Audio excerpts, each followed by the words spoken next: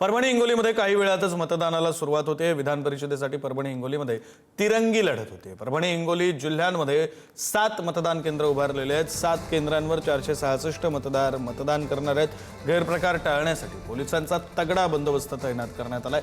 परभणीमध्ये तिरंगी लढत होत असून महायुतीकडून सईद खान तर महाविकास आघाडीकडून डॉक्टर विवेक नावंदर आणि काँग्रेसचे बंडखोर अपक्ष सुशील देशमुख हे आपल्या नशीब आजमावत आहेत। त्यामुळे मतदार कोणाला विजयी करतात हे पाहणं महत्त्वाचं ठरेल।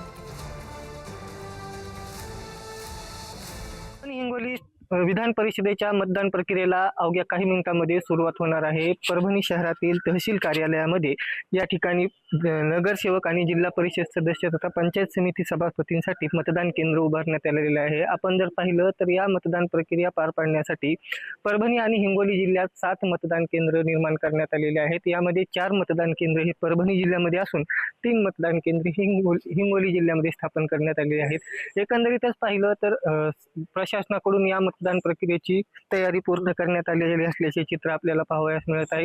पोलिसांचा तगडा बंदोबस्त या ठिकाणी ठेवण्यात आलेला आहे। परभणी हिंगोली विधान परिषदेच्या निवडणुकीमध्ये 3 उमेदवार आपलं नशीब आजमावत आहेत। यामध्ये महायुतीचे उमेदवार सईद खान हे रिंगणात असून महाविकास आघाडीकडून डॉक्टर विवेक नावंदर हे रिंगणात आहेत। तर अपक्ष म्हणून सुशील देशमुख यांनी उमेदवारी अर्ज दाखल केलेला आहे। ते काँग्रेसचे बंडखोर आहेत। त्यामुळे या निवडणुकीमध्ये रंगत प्राप्त झाल्याचे चित्र आपल्याला पाहावयास मिळत आहे।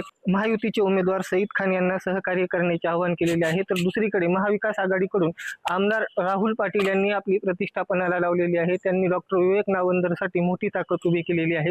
तर अपक्ष उमेदवार सुशील देशमुख यांच्यासाठी त्यांचे वडील माजी आमदार सुरेश देशमुख हे प्रतिष्ठापनाला लावून आहेत। एकंदरीतच पाहिलं तर आता या निवडणुकीमध्ये कोणता उमेदवार बाजी मारणार हे पाहणं महत्त्वाचं ठरणार आहे। आज मतदान प्रक्रिया पार पाडल्याच्या नंतर 22 तारखेला या निवडणुकीचा निकाल जाहीर होणार आहे। अक्षय मुंडे, पुढारी न्यूज, परभणी।